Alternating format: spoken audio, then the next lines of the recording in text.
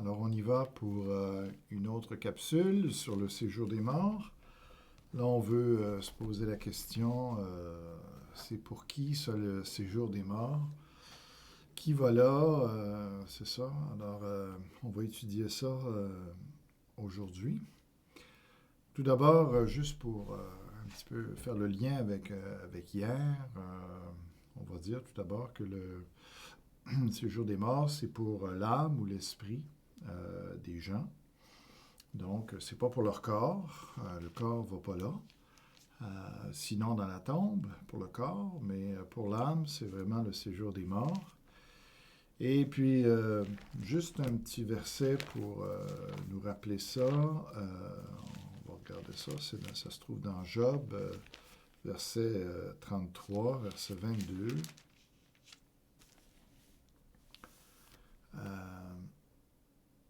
Job, alors je suis dans les psaumes, je m'excuse. Job 33, verset 22. OK. Alors on lit ici le verset. Son âme s'approche de la fosse et sa vie des messagers de la mort. Donc, c'est ça. Son âme s'approche de la fosse.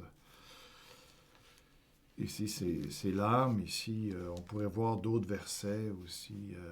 Psaume 89, verset 48, Acte 2, verset 27, qui nous parle de la même chose aussi. On passe au deuxième point. Donc, c'est pour qui? Alors, c'est pour tous. Tout d'abord, la parole est très claire là-dessus. Le psaume 89, d'ailleurs, le dit. Psaume 89, verset 48. Rappelle-toi ce qu'est la durée de ma vie et pour quel néant tu as créé tous les fils de l'homme. Y a-t-il un homme qui puisse vivre et ne pas voir la mort, qui puisse sauver son âme du séjour des morts? Donc, c'est très clair. Donc, c'est pour tous. On peut voir cela encore dans Ecclésiaste 9, verset 10. Alors, personne n'y échappe. Ou personne n'y échappait, parce qu'on va considérer après ça l'impact de la mort et de la résurrection de Jésus, mais pour l'instant, en tout cas, on se situe dans l'Ancien Testament, l'Ancienne Alliance.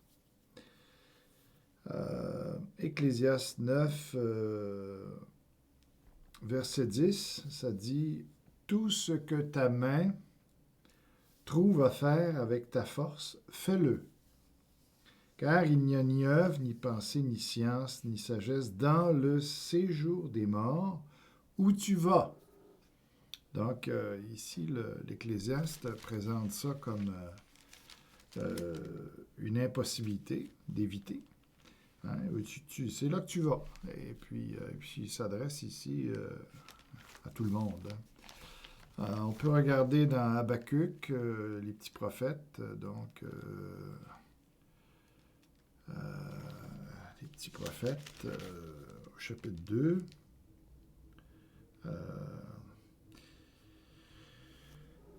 Ça dit, pareil à celui qui est ivre et arrogant, l'orgueilleux ne demeure pas tranquille. Il élargit sa bouche comme le séjour des morts. Il est insatiable comme la mort. Il attire à lui toutes les nations. Il assemble auprès de lui tous les peuples. OK, alors voilà, donc toutes les nations y sont attirées, c'est ça. Alors le Proverbe 27 aussi, verset 20, puis Proverbe 30, verset 16 aussi, où on voit la caractéristique du séjour des morts. Donc, Proverbe 27, verset 20. Le séjour des morts et l'abîme sont insatiables. Ainsi, le cœur de l'homme répond au cœur de l'homme. Bon, la deuxième partie ne nous regarde pas. Ah, OK. Alors, le séjour des morts est insatiable. L'abîme aussi, donc on verra, on étudiera plus l'abîme dans des études futures. Mais pour l'instant, le séjour des morts est insatiable. Ça veut dire qu'il attire toujours des hommes à lui. Et puis, il engloutit tout le monde.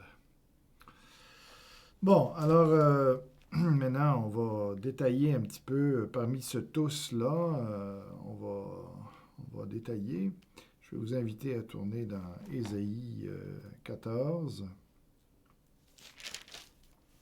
Ésaïe 14, versets 9 et 15. C'est un passage ici qui parle du roi de Babylone. Mais derrière le roi de Babylone se cache quelqu'un qui est beaucoup plus important que le roi de Babylone. Il s'agit de Satan lui-même, qu'on appelle ici le tyran. Et donc au verset Ésaïe 14, verset 9, on peut lire « Le séjour des morts s'émeut jusque dans ses profondeurs. Pour t'accueillir à ton arrivée, il réveille devant toi les morts, tous les grands de la terre. Il fait lever de leur trône tous les rois des nations. » Donc, le diable aussi va devoir le visiter, peut-être sous la forme de... Bien, oui, c'est ça. Alors, au moins pendant 1000 ans, il va se retrouver là. Et puis, verset 15 aussi. « Mais tu as été précipité dans le séjour des morts, dans les profondeurs de la fosse. » Alors, en parlant du roi de Babylone, mais aussi ça s'applique à Satan. Et durant le millénium, ça va être cette période-là où Satan va être enfermé. Et puis, c'est un autre argument pour le millénium terrestre, que Jésus va régner 1000 ans sur terre pour accomplir les promesses faites aux Juifs. Bien, c'est parce que s'il n'y a pas ce millénium-là, en fin de compte, Satan ne serait jamais enfermé dans le séjour des morts, puisqu'il va être jeté dans les temps de feu. Alors, si le millénium terrestre, en tout cas c'est un millénium spirituel, comme il y en a qui font, cette période-là n'existe pas vraiment, où il y a 1000 ans, puis dans lequel le séjour des morts est encore là. C'est tout de suite après la fin, le retour de Jésus, Satan serait jeté dans cette position-là, serait jeté dans les temps de feu. Alors, ici, il faudrait interpréter différemment les textes, ici, voir ça comme allégorique. Mais ici, ça dit clairement ici que le tyran, Satan, ici, qui est envisagé dans ce passage-là, eh bien, il va être jeté dans le séjour des morts. OK. Alors, on va regarder aussi maintenant, Satan va y être jeté, mais tous les injustes aussi, dans tous ceux qui vont être jetés dans le séjour des morts. Parmi ces injustes-là, je donnerai pas, on n'ira pas voir tous les versets parce qu'il y a beaucoup de versets, mais donc on va y retrouver, on retrouve, la Bible dit que les gens de Corée, ceux qui se sont révoltés contre Moïse, dans Nombre 16, 30, il est dit qu'ils qu'ils ont été précipités. On a déjà vu ces versets-là. On va voir d'autres versets qui précisent vraiment que le séjour des morts est pour les injustes. Alors, ça pose la question, mais si tous y vont, pourquoi préciser que c'est particulièrement pour les injustes? Ça a l'air de dire, si c'est pour les injustes, c'est donc pas pour les justes. Alors, comment on peut réconcilier là cette vérité-là ou cette déduction-là? On va le voir. Mais dans Job 24, verset 19, « Comme la sécheresse et la chaleur absorbent les eaux de la neige, ainsi le séjour des morts engloutit ceux qui pêchent. » OK. Donc, les injustes, finalement. Bon, on est tous injustes, mais il y a des injustes pardonnés, puis qui ont le Saint-Esprit en eux maintenant, donc qui vivent plus comme, même sans être parfaits, mais qui vivent plus comme tous les autres injustes. Alors, il y a vraiment un changement dans leur vie, donc il faut donner cette nuance-là. Maintenant, on va voir dans le psaume, le psaume 9, verset 7. Psaume 9, verset 7. OK.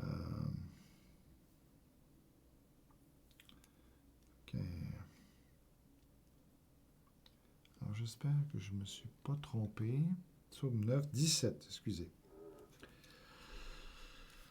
Alors, ça dit, l'Éternel se montre...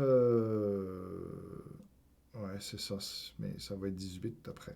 Il fait justice, il enlace le méchant dans l'œuvre de ses mains. Et au verset 18, il dit, les méchants se tournent vers le séjour des morts, toutes les nations qui oublient Dieu. Donc, c'est clair. Il y a une appartenance de ces gens-là au séjour des morts qui est différente de ce qui se passe pour les justes. Alors, le séjour des morts leur appartient d'une manière particulière, ou en tout cas, ils appartiennent d'une manière particulière au séjour des morts. C'est pour ça qu'il précise ici que c'est spécialement pour eux. Donc, il y a bien d'autres versets que vous pourrez aller voir. Il y a le psaume 31, verset 17, si je n'ai pas fait d'erreur dans mes références. 55, verset 15. Aussi, on voit dans Proverbes la femme adultère ou la femme prostituée. Ici, l'auteur des Proverbes, Salomon, dit clairement que une femme adultère ou prostituée, ce qui va avec les adultères, hommes ou femmes, c'est tous ceux qui ne respectent pas finalement la sexualité dans le mariage, eh bien, c'est leur cas aussi. Donc, Proverbe 7, 27, on va lire cela. Ça dit, sa maison, c'est le chemin du séjour des morts. Il descend vers les demeures de la mort. Et tous ceux qui vont vers elle ou vers ces femmes-là, c'est aussi leur cas. Le séjour des morts, c'est pour eux aussi. Proverbe 9, 18. Il dit « Et il ne sait pas que là sont les morts », en parlant de celui qui se laisse attirer par une prostituée ou par une femme qui n'est pas sa femme, finalement, qui n'est pas notre femme. Il ne sait pas que là sont les morts et que ses invités sont dans la vallée du séjour des morts. Alors, c'est quand même assez sérieux.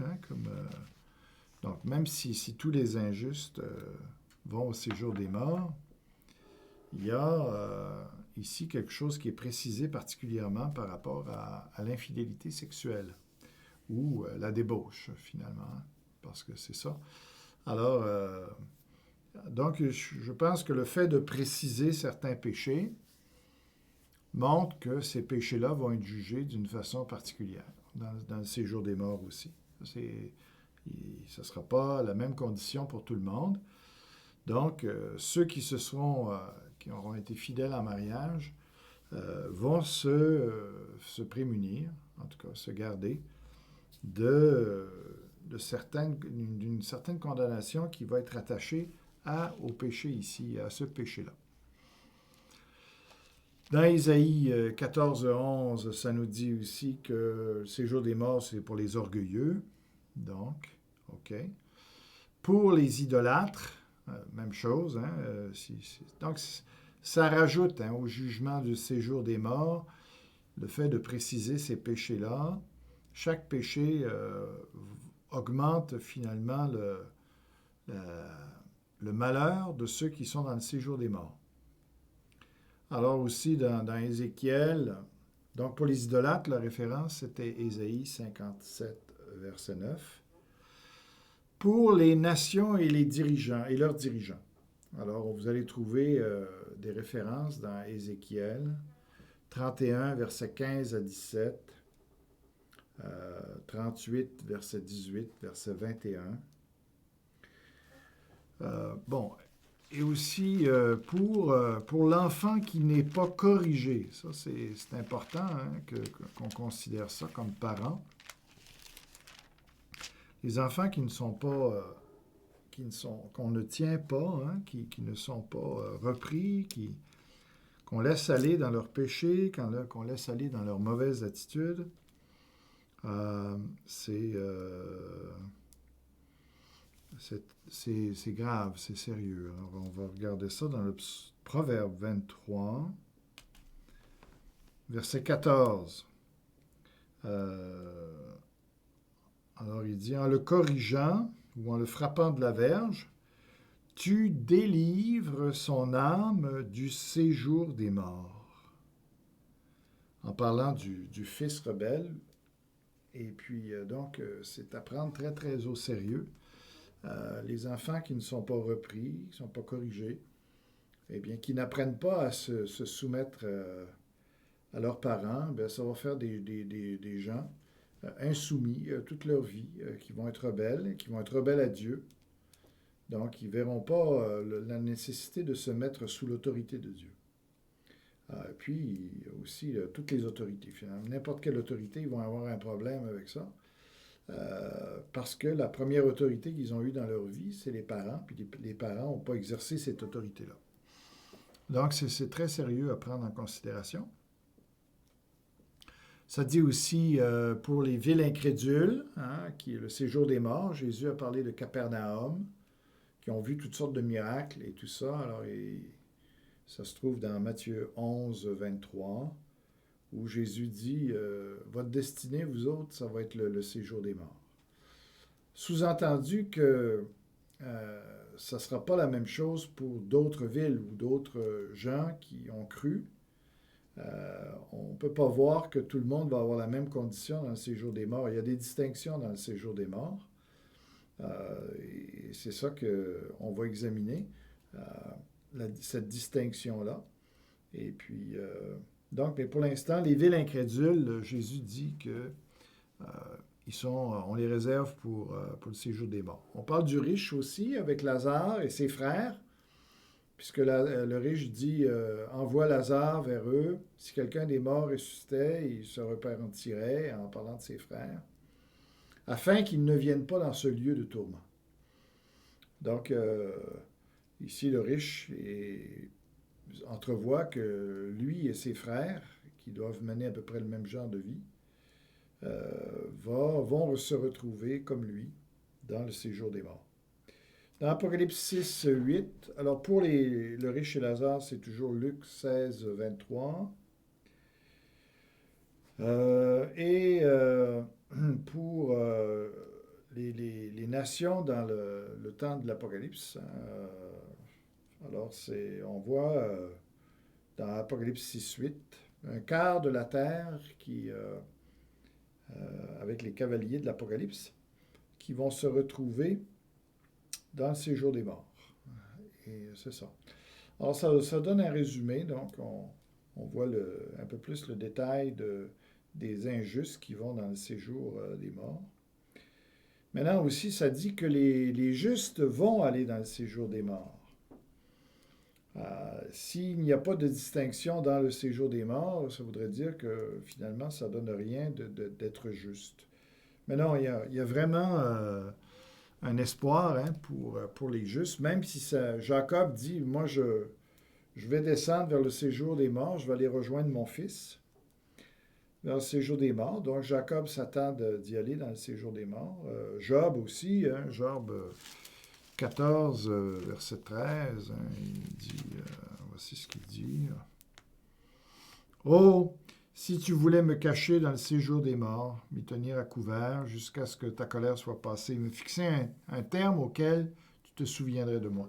Ça, c'est intéressant comme verset parce que Job s'attend d'aller dans le séjour des morts, mais la différence, c'est que lui, il pense qu'il va en ressortir. Alors ça, c'est bien. Non seulement, on va le voir, il y a une distinction dans le séjour des morts pour les justes, mais dans leur cas à eux, ils vont en sortir pour quelque chose de mieux. C'est ça. Alors Jonas aussi dit, Jonas qui est un prophète, un juste aussi. Alors lui aussi, bon, alors il commente un peu son expérience dans le ventre du poisson. Est-ce qu'il est en train de... Là, il y a une discussion là-dessus, à savoir si Jonas est vraiment allé dans le séjour des morts ou s'il est resté dans le ventre du grand poisson qui l'avait avalé. Ici, il dit... c'est fort probable que 3 jours, hein, 3 nuits dans le ventre d'un poisson. On ne sait pas ce que c'est ce poisson-là, mais effectivement, il y a des poissons qui ont une capacité là, d'avaler des hommes tout entiers. C'est ça. Et puis, mais Jonas ici, il dit, Jonas, dans le ventre du poisson, pria l'Éternel son Dieu. Il dit, dans ma détresse, j'ai invoqué l'Éternel, et il m'a exaucé du sein du séjour des morts, j'ai crié, et tu as entendu ma voix. Donc, ça se peut que Jonas était capable de résister pendant 3 jours, 3 nuits dans l'acide gastrique du grand poisson. Hein. Normalement, c'est impossible. De toute façon, il serait étouffé. Hein. Il serait mort asphyxié en peu de temps. C'est ça. Donc, s'il n'y a pas une intervention miraculeuse de Dieu dans le ventre du poisson, Jonas est mort. Hein. Il serait ou est mort. On ne sait pas exactement ce qui s'est passé. Mais il y a eu miracle. Alors, est-ce que c'est un miracle de l'avoir préservé de la mort dans des conditions aussi terribles? C'est possible. Mais, ou bien, ici, il nous raconte clairement que, donc, c'est pas juste parce qu'il sait que sa mort est inévitable, et puis c'est juste une question de temps qu'il va se retrouver dans le séjour des morts, qu'il peut tout de suite dire, dans ma détresse, j'ai invoqué du sein du séjour des morts. Alors peut-être qu'il entrevoyait déjà le séjour des morts comme une certitude à cause de la condition qu'il avait dans le ventre du poisson.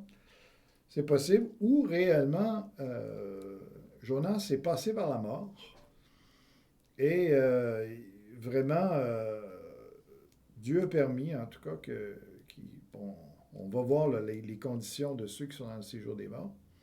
Mais là, dans le séjour des morts, il aurait crié à Dieu qui l'aurait ramené à la vie par la suite. Alors, ce qui, là aussi, consiste en un miracle, puis qui correspond encore davantage à l'expérience que Jésus a eue, où il est vraiment allé dans le séjour des morts. Donc, on voit ça ici. Mais, effectivement, les justes vont dans le séjour des morts. Et puis, on en a un autre exemple ici. Par contre, il va falloir tenir compte de ce que Proverbe dit aussi pour ces justes-là. Alors, je vous invite à tourner dans Proverbe 15, verset 24. Ça dit, pour le sage, le sentier de la vie mène en haut, afin qu'il se détourne du séjour des morts qui est en bas. Alors, donc, le sage évite le séjour des morts.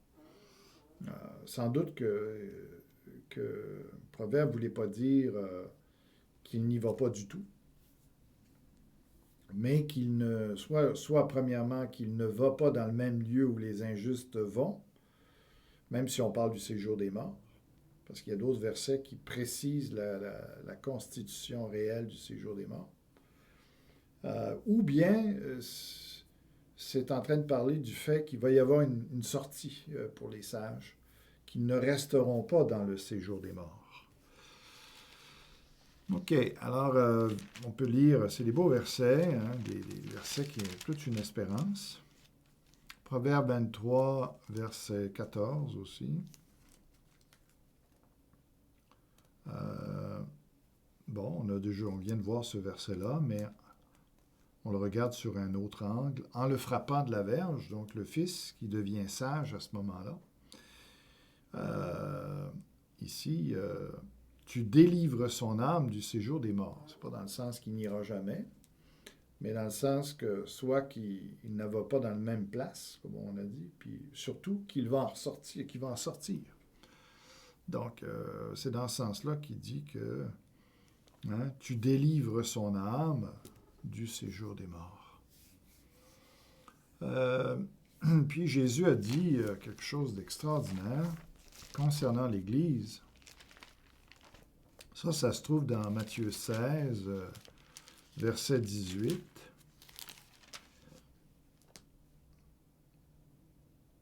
Alors, on connaît très bien ce verset-là, mais on ne comprend pas toujours bien. Et moi, je te dis que tu es Pierre, et que sur ce roc, je bâtirai mon Église, et que les portes du séjour des morts ne prévaudront point contre elle. Des fois, on entend dire les gens, ils prennent ces mots-là pour une façon positive que le diable n'a pas de pouvoir sur eux, le péché n'a pas de pouvoir. Mais réellement, je pense qu'il faut prendre les mots tels qu'ils sont. Les portes du séjour des morts ne prévaudront point contre elles. Alors, ici, c'est intéressant. On va revenir sur le séjour des morts, comment il est c'est quoi le séjour des morts, en fin de compte, sa description. Mais ici, ça parle des portes du séjour des morts, qui habituellement retient les gens. Et ici, mais pas l'Église. Ça ne prévaudra pas contre l'Église. Alors, de quelle manière il y a deux façons de l'interpréter. Soit que l'Église, au moment où l'Église va être créée, après la Pentecôte ou avec la Pentecôte, eh bien, il y aura plus, l'Église n'ira plus dans le séjour des morts. Donc, dans ce sens-là, qu'elle prévaut. Et c'est ce que je pense qui est la vérité, c'est que l'Église, elle n'a pas d'affaire avec le séjour des morts. On verra d'ailleurs ce qui se passe avec l'Église. Qu'est-ce que va impliquer la crucifixion, la résurrection de Jésus? Mais je crois que les chrétiens, à partir de la résurrection de Jésus, n'ont rien à faire avec le séjour des morts. C'est plus pour eux. Ils en sont délivrés complètement. C'est pas juste qu'ils vont aller dans le séjour des morts, ce qui est la deuxième interprétation, qu'ils vont aller dans le séjour des morts, mais qu'ils n'y resteront pas quand Jésus va revenir. Eh bien, ils vont s'en sortir, vont en être délivrés. J'ai la première option, c'est que les chrétiens ne vont pas dans le séjour des morts. Pas du tout. C'est arrêté. avec la mort et la résurrection de Jésus. On verra la nouvelle espérance qui est pour les chrétiens. Mais ici, c'est une merveilleuse nouvelle. Puis on va voir aussi qu'est-ce que c'était le séjour des morts, dans quelles conditions les morts y sont. Donc, Jésus a voulu quelque chose de beaucoup mieux pour nous. Donc, ça, c'est important, mais il y a beaucoup de chrétiens qui croient que les chrétiens, après leur mort, vont dans le séjour des morts, ce qui n'est pas le cas. Aussi, je termine avec ça. Pour qui le séjour des morts? Ben, pour Jésus. Jésus, ça dit clairement dans le psaume 16, et je termine là-dessus. Psaume 16, verset 10, ça dit, un verset qui est repris dans Acte 2, 27. Ça dit, « Car tu ne livreras pas mon âme au séjour des morts, tu ne permettras pas, que ton bien-aimé voie la corruption. »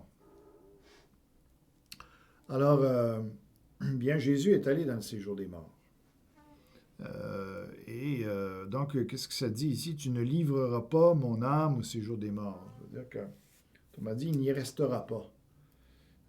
Avec sa résurrection, il va en sortir. Donc, ce verset-là n'enseigne pas que Jésus n'y est pas allé, qu'il est resté, qu'il a flotté entre son corps, la mort de son corps, ou la séparation de son âme et de son corps, puis que son âme finalement s'est mise à flotter, puis qu'elle n'a jamais été dans le séjour des morts, donc elle serait restée dans l'entourage des disciples, ou peu importe. Mais non, il y a d'autres passages qui nous disent que Jésus est allé dans le séjour des morts. Et puis, donc, tu ne livreras pas, ça veut dire tu ne le laisseras pas là. C'est ça l'idée. Et tu ne permettras pas que ton bien-aimé voie la corruption. Ça, c'est... en tout cas, les Juifs semblent avoir la compréhension que le corps ne se décompose pas avant 4 jours. Et que Jésus, justement, n'irait pas jusque-là. Son corps n'aurait pas commencé à se décomposer. Et puis que la vie serait revenue dans ce corps-là, ou en tout cas, il serait ressuscité avant que... donc, ça peut être ça, ou simplement que Jésus, même s'il avait eu une corruption de son corps, de toute façon, ça n'a pas d'importance puisque ce n'est pas le même corps qui ressuscite. Donc, ça veut dire que ce n'est pas sa destinée, ce n'est pas la destinée de la destruction de son corps, de la corruption de son corps, mais que c'est sa destinée à lui, c'est d'avoir un nouveau corps, d'être ressuscité. Alors, c'est comme ça qu'il faudrait voir le verset. OK, alors, donc Jésus a connu le séjour des morts, mais le séjour des morts n'a pas eu aucun pouvoir sur lui. Et il en est sorti vainqueur, et c'est pourquoi l'Église aussi en sort vainqueur, elle aussi. Donc voilà pour le qui va dans le séjour des morts. Donc on a vu la réponse à cette question-là. La prochaine fois, donc la semaine prochaine, on va voir comment est le séjour des morts. On va se concentrer avec cette question-là, d'essayer de comprendre c'est quoi ce lieu-là, comment ça se passe exactement, qu'est-ce que ceux qui y sont, qu'est-ce qu'ils vivent. Donc, on va regarder cette question-là la prochaine fois. Alors que Dieu vous bénisse. Voici, c'est pour aujourd'hui.